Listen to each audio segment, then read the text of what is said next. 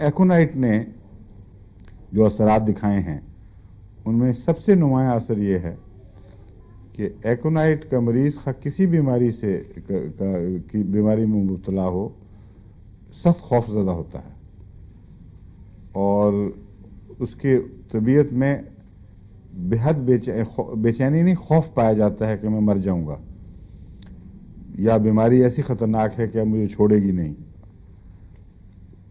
یہ خوف جو ہے وہ اچانک آتا ہے، اور بیماری بھی اچانک آتی ہے۔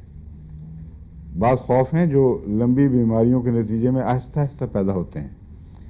ایکونائٹ لمبی بیماریوں والی دوا نہیں ہے، یہ جب اثر دکھائے گی تو فوراً بیماری پیدا کرے گی۔ مثلا سردی میں آپ باہر نکلے ہیں، نمونیا ہوا ہے، اچانک بیمار ہوا ہے آدمی، اور اس کے ساتھ ہی یہ خوف کہ بس اب میں مر گیا، ایسی خطرناک بیماری ہو گئی ہے کہ میں بچ نہیں سکتا۔ یہ دو باتیں اگر اکٹھی ہوں، بیماری اچانک آئے اور خوف کی حالت ہو، تو اس وقت ایکونائٹ سب سے پہلے دماغ میں آتا ہے۔ لیکن کچھ اور بھی اس کی علامتیں ہیں۔